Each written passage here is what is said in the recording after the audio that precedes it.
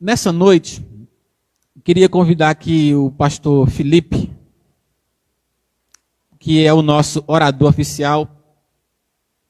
E eu queria muito dar uma notícia para ele, né? Eu falei para ele que o Flamengo está empate, né? E ele é flamenguista. Eu queria dizer para ele o seguinte: o Flamengo perdeu, então você vai depender só da motivação do Espírito Santo, né? Mas, né, não foi do agrado, né? E o Flamengo empatou. Felipe é flamenguista, irmãos. Orem por ele. Muito. Ele precisa das nossas intercessões. Mas eu quero agradecer a Deus pela vida do Felipe, da sua esposa, que estão aqui desde manhã, nos abençoando, nos fazendo refletir sobre a necessidade de sermos essa igreja conduzida pelo Senhor. Está aqui conosco o seu pai, a sua mãe, ali também no fundo, o pastor Vanderly, irmã Márcia, seus irmãos, essa família querida e abençoada que tem contribuído para a expansão da obra. Então, pastor Felipe, muito obrigado mais uma vez pelo convite, por ter nos aceitado, né? E fique à vontade para falar o nosso coração conforme o Senhor já tem te falo. Deus abençoe.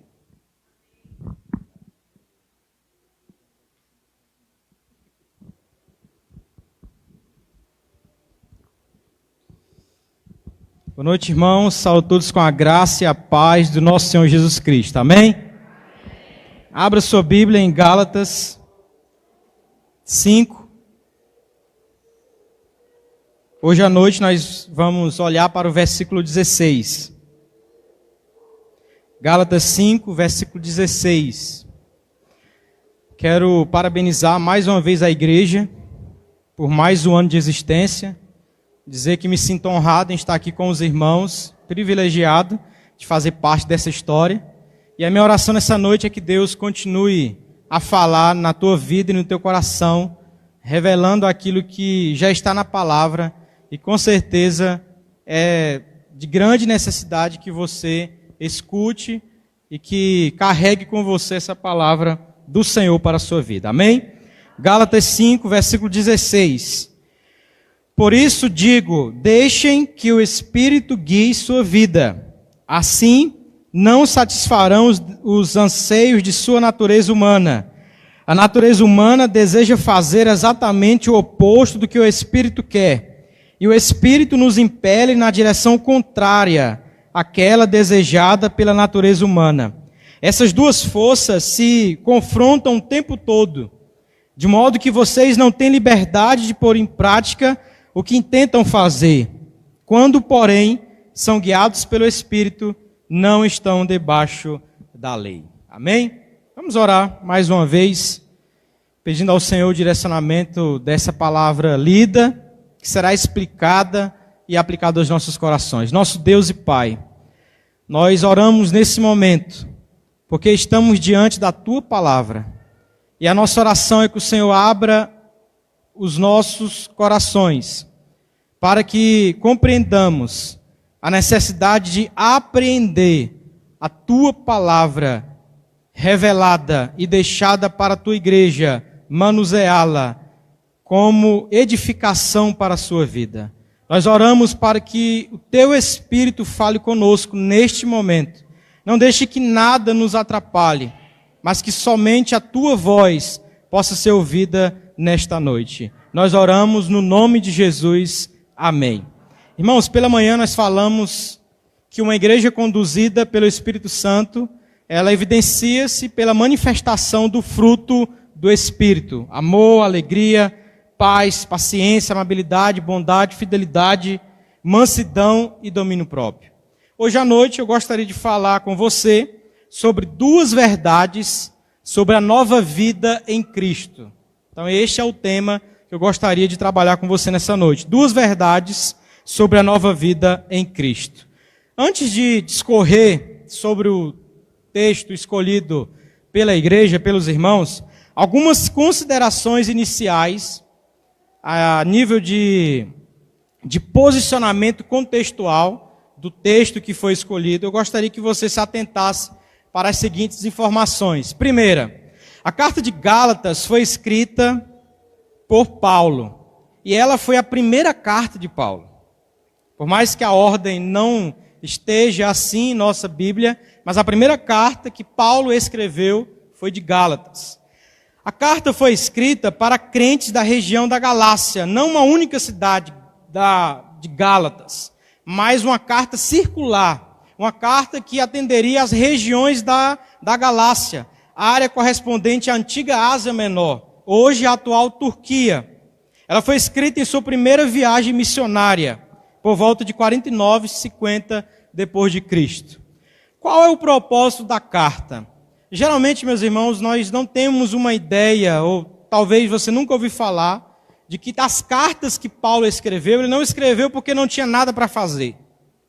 Não foi essa a motivação de Paulo. Todas as cartas que Paulo escreveu, ele estava tratando de problemas locais, problemas vigentes em comunidades, que ele precisava, ao escrever e ao redigir aquela carta, trabalhar com os irmãos a necessidade dos irmãos atenderem às recomendações, às admoestações, os ensinamentos, as instruções que aquela comunidade precisaria naquele momento. Então, Paulo nunca escreveu sem ser motivado por nada. Sempre que ele escreveu, ele tinha um propósito específico de trabalhar com os destinatários de sua carta. Então, qual é o propósito de Gálatas? Paulo escreveu esta carta para combater a perversão do evangelho e para restaurar estes cristãos da Galácia a liberdade espiritual que uma vez desfrutaram em Jesus Cristo. Então, a comunidade, essa região da Galácia, estavam pervertidos ou estavam sendo contaminados por perturbadores do evangelho, e essa comunidade estava enfrentando uma crise teológica iminente, e Paulo não se conteve e prontamente escreveu esta carta, combatendo heresias e falsos ensinamentos correspondente à graça, à liberdade cristã, à fé e o entendimento da condução ou o entendimento do que é o Espírito na vida de um homem e na vida de uma igreja. Quando você olha para os versículos 6 a 10 do primeiro capítulo, ele diz assim: admiro-me que vocês estejam se afastando tão depressa daquele que os chamou para si por meio da graça de Cristo. Vocês estão seguindo um caminho diferente, que se fez passar pelas boas novas, mas que não são boas novas de maneira nenhuma. Estão sendo perturbados por aqueles que distorcem deliberadamente as boas novas de Cristo. Acredita-se que estes perturbadores que Paulo aqui destaca seriam os judaizantes. Quem são esses judaizantes? Ou quem foram esses judaizantes? Esses judaizantes afirmavam que Paulo não era apóstolo, que a salvação pregada por Paulo era uma salvação fácil e que levaria as pessoas a pecarem dissolutamente. Também falavam que Paulo não tinha aprovação das pessoas e alegavam que Paulo foi repudiado pela igreja de Jerusalém. Por isso eles pregavam que os gentios convertidos precisariam obedecer à lei para que eles não se voltassem para as imoralidades pagãs. É sobre este tópico da liberdade cristã que o versículo 16 se encontra, o que está inserido. Paulo está tratando de um problema teológico e um problema grave. O que estava acontecendo naquela região? Os gentios estavam se convertendo e os judaizantes estavam apegados à lei. E todos que estavam se convertendo ao cristianismo, eles estavam dizendo que esses novos convertidos deveriam obedecer à lei para que eles não se voltassem para a imoralidade pela qual eles foram alcançados por Cristo Jesus. Então era um problema grave que estava acontecendo nessa comunidade que Paulo precisava tratar. Existia nos corações desses judaizantes a ideia de que a salvação pela graça deixava o indivíduo livre para pecar desenfreadamente. Este pensamento é conhecido por nome antinomismo. Aquela atitude negligente segundo a qual está isento da lei equivale a uma licença para praticar iniquidade. Qual é o entendimento desses judaizantes? Olha, esse Paulo que pregou este evangelho, ele não é apóstolo. Ele não teve o reconhecimento da igreja de Jerusalém. Vocês não conhecem a história de Paulo. E essa graça, essa mensagem de graça que Paulo está pregando, é um evangelho simples, é um evangelho fácil. Não é isso que as Escrituras nos falam. O Evangelho é essa lei e as pessoas precisam se voltar para ela, para circuncidar o seu coração e para obedecerem ao Senhor. Então, esses judaizantes estavam disseminando nesta região heresias que Paulo aqui combate, que Paulo aqui defende com muita maestria. Para o apóstolo Paulo, a liberdade cristã não deveria ser distorcida para justificar atos imorais. Qual era a teologia vigente desses judaizantes? O evangelho pregado por Paulo é um evangelho fácil, onde as pessoas podem fazer o que querem, porque são alcançados pela graça, então todos podem fazer o que vem à sua cabeça. Era isso que esse grupo estava disseminando. Mas Paulo diz, pelo contrário, a liberdade pela qual nós fomos alcançados não nos leva à libertinagem.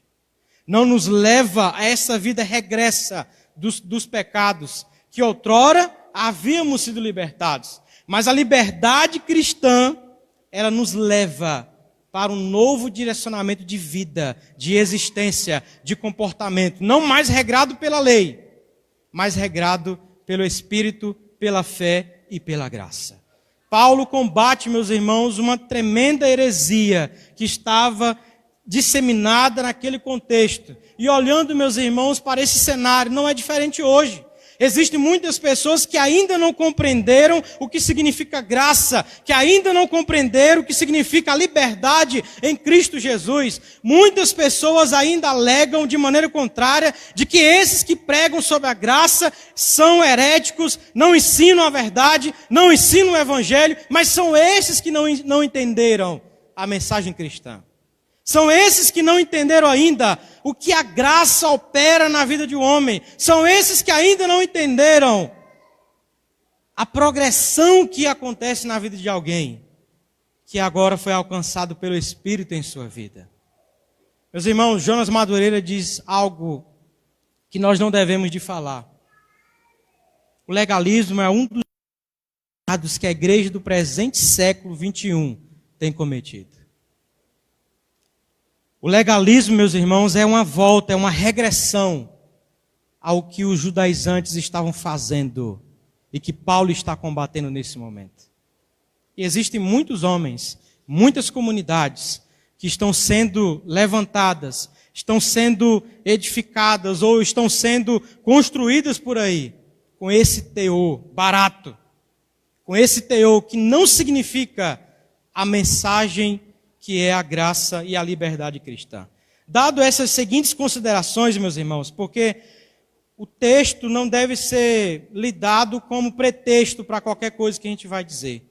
É preciso que a gente volte para essas informações que eu acabei de citar, porque elas fazem parte do contexto, do porquê que Paulo exorta os irmãos a andar segundo o Espírito. Então, dadas essas considerações, eu gostaria de destacar a primeira verdade sobre a nova vida em Cristo. A primeira verdade, meus irmãos, é que a nova vida em Cristo, ela é conduzida pelo Espírito. Essa é a primeira verdade que Paulo está tratando aqui, dentro deste cenário de legalismo, dentro deste cenário judaico, dentro desse cenário onde haviam pessoas disseminando um outro evangelho, pelo qual ele disse que deveria ser amaldiçoado. Deveria ser considerado como anátema diante do Senhor. A teologia de Paulo, meus irmãos, segue basicamente essa estrutura. A humanidade fora de Cristo, regrada pelo pecado, e a humanidade em Cristo, regrada pelo Espírito, pela fé e pela graça.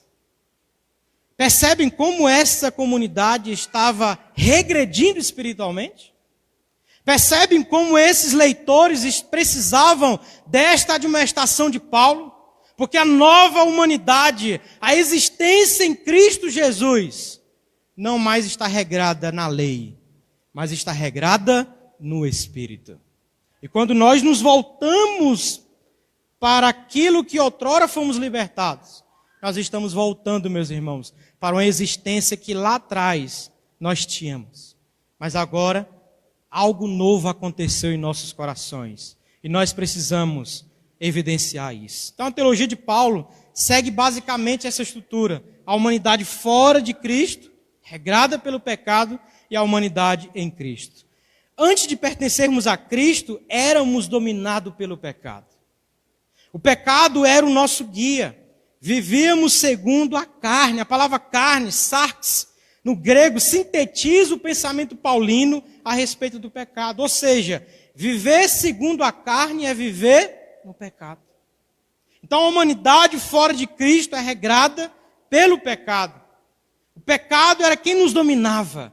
O pecado era quem nos guiava. O pecado era a consciência que tínhamos ao fazermos as nossas decisões e como agirmos durante todo o dia.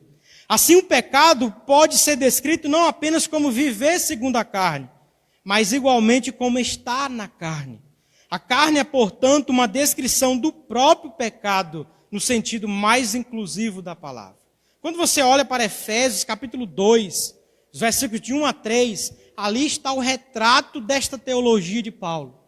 Vocês estavam mortos em suas transgressões e pecados, nos quais costumavam viver, quando seguiam a presente ordem deste mundo, e o príncipe do poder do ar, o espírito que agora está atuando nos que vivem na desobediência. Anteriormente, todos nós também vivíamos entre eles, satisfazendo as vontades da nossa carne, seguindo os seus desejos e pensamentos. Como os outros, éramos por natureza merecedores da ira. Este é o retrato, a visão que Paulo tem antropológica a respeito da condição do homem. Antes de Cristo, éramos regrados pelo pecado. Antes de Cristo, o pecado dominava a nossa vida. E quando você olhar para o versículo 19 ao versículo 21, você vai ver as obras da carne. E todos que ainda vivem segundo a carne, todos que ainda vivem segundo essa esfera e essa existência fora de Cristo, vivem regrados por essas características aqui. Ao contrário, quem vive na nova existência regrada pelo Espírito, a manifestação é o fruto do Espírito que nós falamos hoje pela manhã. Esta era a existência caída e depravada que vivíamos quando não éramos guiados pelo Espírito.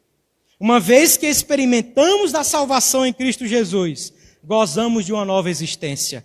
Tal viver não mais para o pecado, mas para o Espírito. Amém, meus irmãos?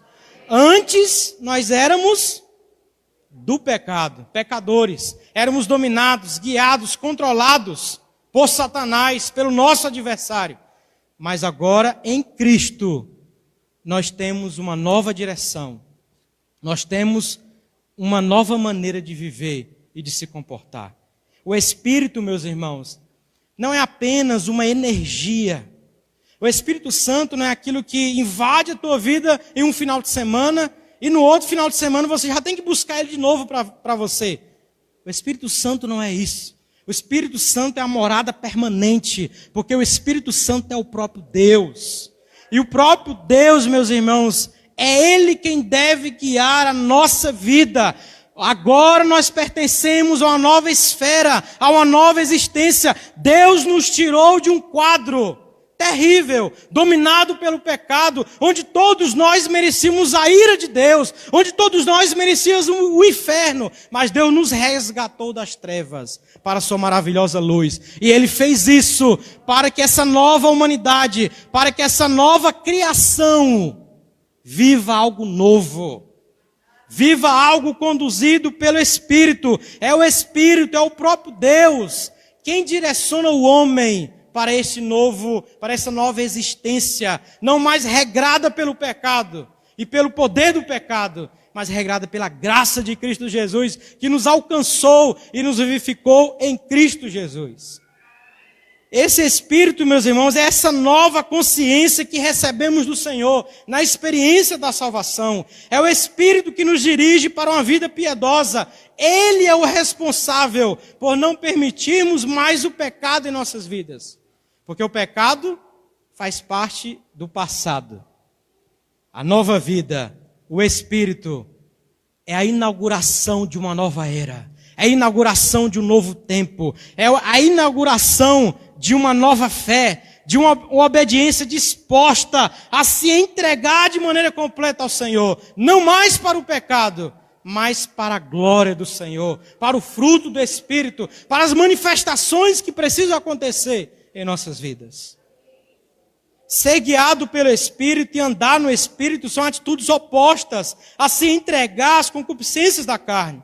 Para o apóstolo Paulo, só há uma maneira de combater o pecado: vivendo pelo Espírito.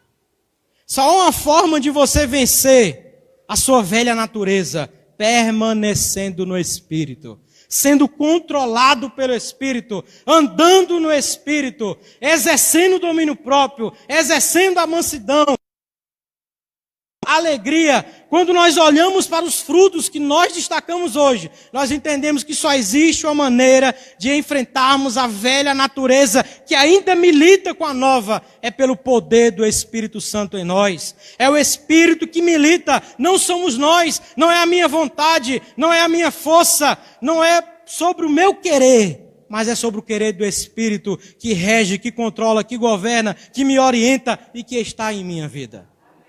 Quem é controlado pelo Espírito tem a total dependência, porque ele reconhece, por mais que ele queira fazer o bem, e é o mesmo que está falando aqui, por mais que eu quero fazer o bem, o mal eu ainda faço.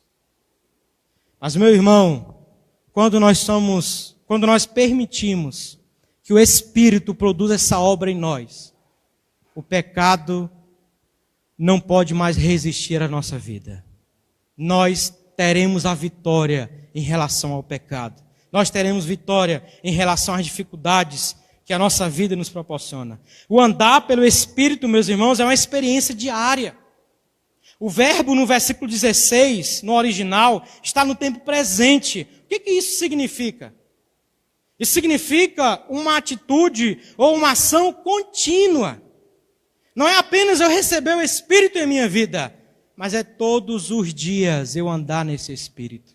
É uma ação que exige progressão, é uma ação que exige continuidade, é uma ação que não exige estagnação, comodismo, mas é uma ação que fala mais sobre entrega, sobre eu me render aos pés do Senhor, sobre a cada dia eu crucificar o meu eu, e Deus ser glorificado na minha vida. O processo de sermos guiados, de sermos orientados, de sermos conduzidos pelo Espírito é diário, acontece todos os dias.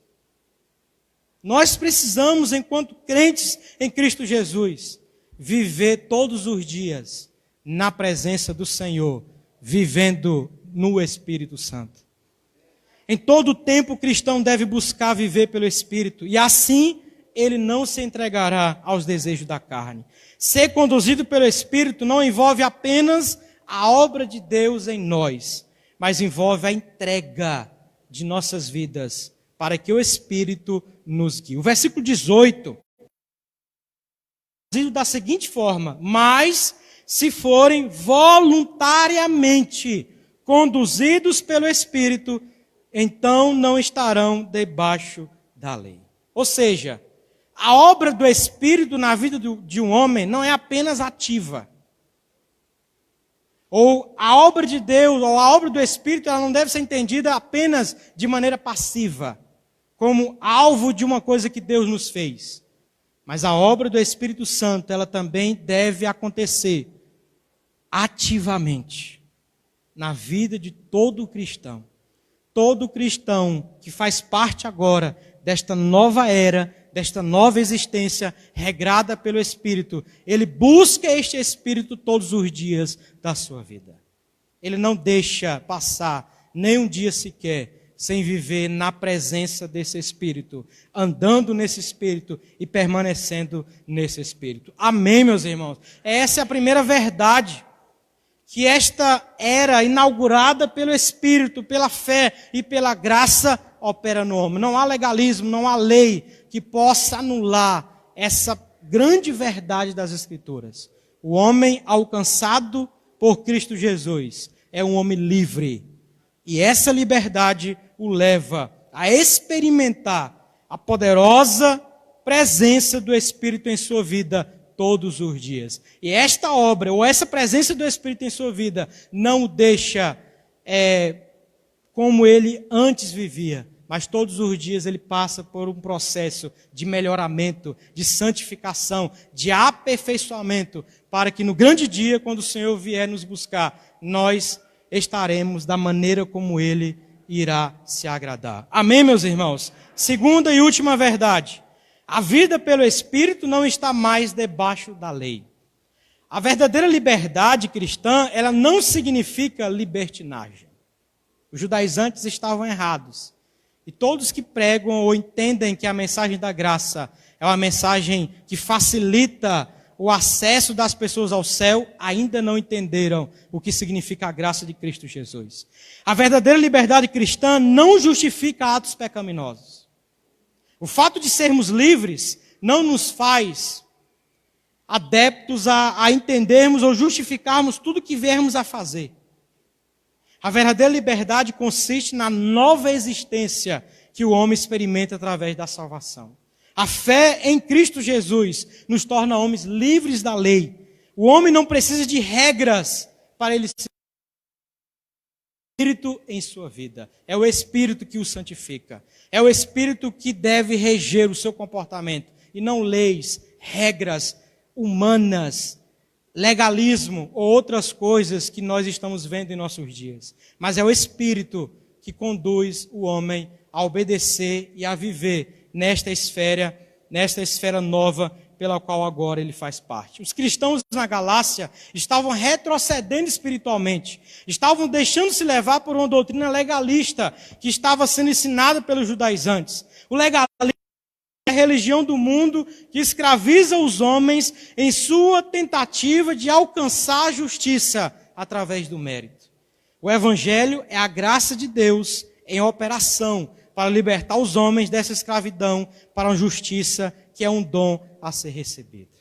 Esta regressão espiritual percebida por Paulo o faz imediatamente redigir uma carta dura, mas pontual acerca da mensagem do Evangelho, como forma de combater este grupo de judeus que estavam perturbando o seio da igreja. Esses judaizantes eram descomprometidos com a verdade do Evangelho, por entenderem que a mensagem da graça pregada por Paulo era um pretexto para as pessoas agirem como libertinos. Ainda existe em nosso presente tempo homens legalistas que ainda não experimentaram da graça de Cristo Jesus. Liberdade e graça são sinônimos nas Escrituras. Elas andam juntas. Elas se acompanham.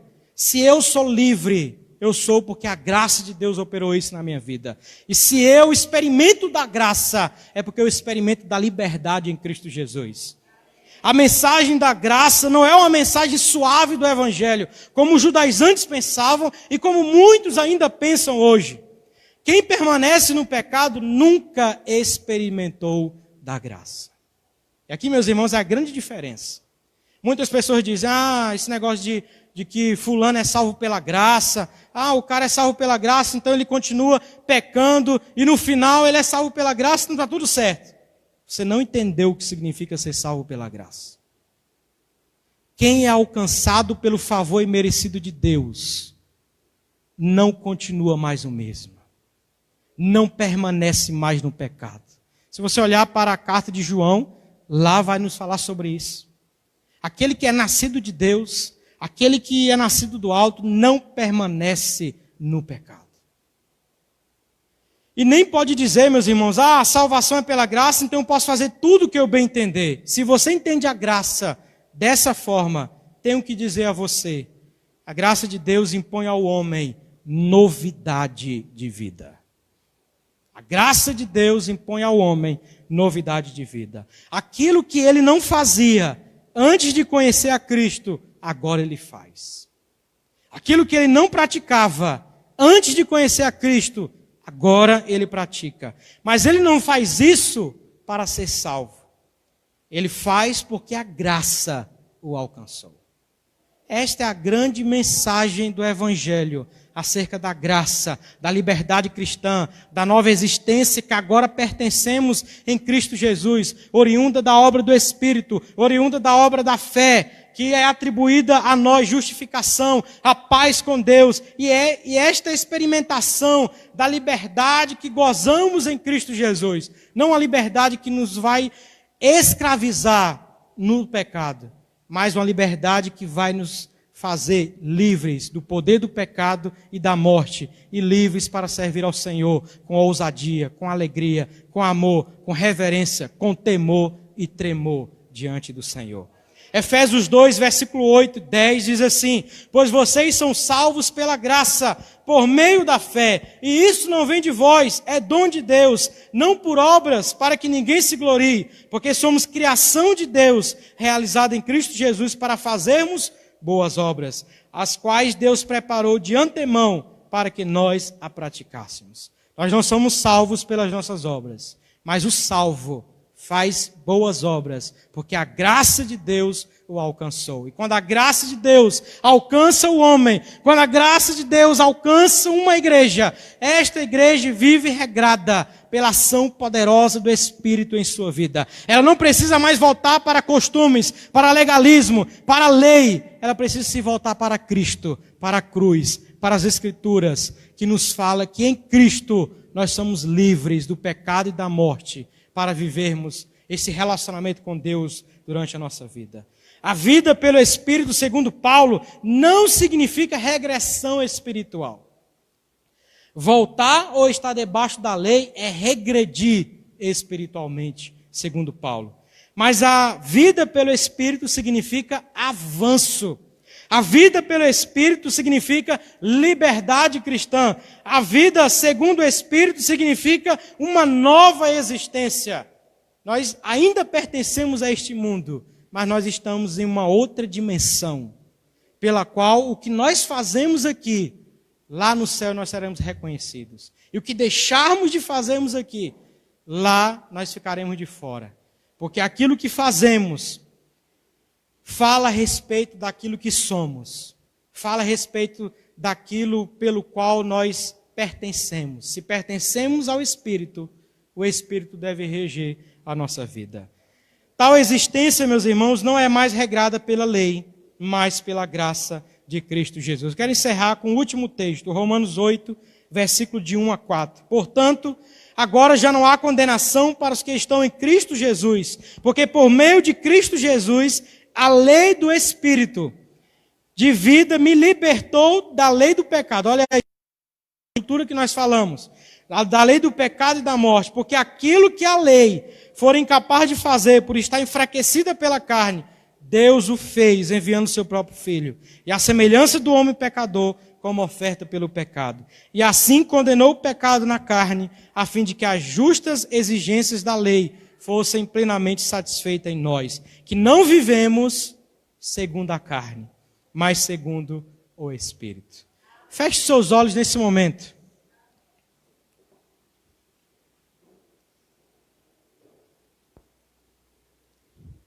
Meu querido, hoje você ouviu aquilo que o Evangelho fala a respeito da grande mensagem que você precisa entender. A salvação, a graça operada na vida de um homem não o faz regredir espiritualmente, mas o faz avançar. E este avanço diz respeito à nova liberdade que temos em Cristo Jesus. Há uma nova esfera de princípios, há uma nova esfera de uma nova obediência, de uma nova fé, de um novo direcionamento, de uma nova inclinação. Antes de pertencermos a Cristo, para o pecado, nós éramos mortos espiritualmente. O inferno era o nosso destino. Mas uma vez que Cristo nos vivificou pela sua obra na cruz do Calvário, Ele não fez por uma obra qualquer, mas Ele fez pensando nesta nova dimensão, nesta nova existência, nesta nova esfera que agora gozamos em Cristo Jesus. E nós precisamos, nesta noite, pedir ao Senhor de maneira muito sincera: Senhor, não me faça regredir, não me faça voltar para aquilo pelo qual o Senhor me resgatou, me libertou. A vida que antes eu tinha era regrada pelo pecado, mas agora eu sou de Cristo Jesus. E a vida que agora eu tenho é regrada pela Tua graça, é regrada pelo Teu Espírito, é regrada pela liberdade que eu tenho para me relacionar com Cristo Jesus. Nosso Deus e Pai, ó Deus, obrigado, Senhor, porque a Tua obra na cruz do Calvário nos tirou do lamaçal do pecado.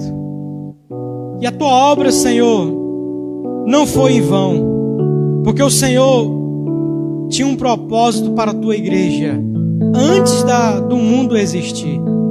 E este propósito é plenamente conhecido através da Tua palavra, que nos convida a sermos guiados e permitirmos que o Teu Espírito produza uma obra extraordinária em nossa vida. Uma vez que agora estamos em Cristo Jesus, nós estamos regrados pelo Teu Espírito.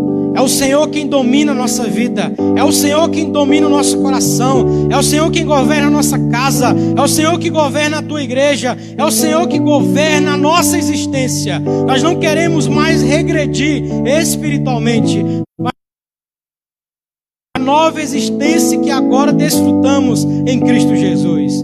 Ó Deus, abençoa esta igreja. Ó Deus, que esta palavra venha de encontro à necessidade de cada um nesse momento. Ó Deus, o Senhor conhece aquilo que cada um precisa nesse momento. Ó Deus, o Senhor conhece as pessoas que ainda não gozam de pertencer ao Senhor, que ainda não estão experimentando desta graça, desta liberdade, destas bênçãos espirituais advindas da reconciliação nossa com o Senhor. E nós oramos nessa noite para que estas pessoas possam entender isso e aceitar ao Senhor como seu único e suficiente Salvador. Nós oramos para que essas pessoas possam dizer: Senhor, eu quero viver algo novo na minha vida. Senhor, eu quero viver uma nova história. Senhor, eu quero viver algo diferente na minha vida. Senhor, eu não quero mais ser dominado pelo pecado. Senhor, eu não quero mais praticar as obras da carne, mas Senhor, eu quero praticar as obras do Teu Espírito. Senhor, eu quero ser um homem espiritual. Senhor, eu quero ser um homem que comunga da mesma fé, da mesma comunhão com os meus irmãos. Senhor, eu quero esta nova história, essa nova existência que o Senhor proporcionou a nós por meio da Tua cruz. Nós oramos, Senhor, para que essas pessoas entendam esta palavra, aceitem ao Senhor como seu único e suficiente Salvador. E enquanto a igreja estiver orando, eu quero fazer um convite a você. Se você entendeu esta mensagem da graça, essa mensagem que leva você a uma vida não dissoluta para o pecado, mas uma vida regrada pela graça de Cristo Jesus, tal graça que te alcança não mais para você continuar o mesmo, mas para andar pelo Espírito. Se você entendeu isso, fique em pé aonde você estiver, porque o Espírito Santo deve guiar a sua vida. O pecado não deve ser o condutor da tua história. Satanás não deve ser o guia da tua vida. Cristo Jesus é que deve direcionar a tua história. Cristo Jesus é que deve governar a tua casa. Cristo Jesus é que deve governar a tua família. É Cristo Jesus que deve operar aquilo que precisa no seu coração. Se você entendeu isso, fique em pé. Se não, eu não tenho nenhuma dúvida de que o Espírito Santo falou contigo nesta noite.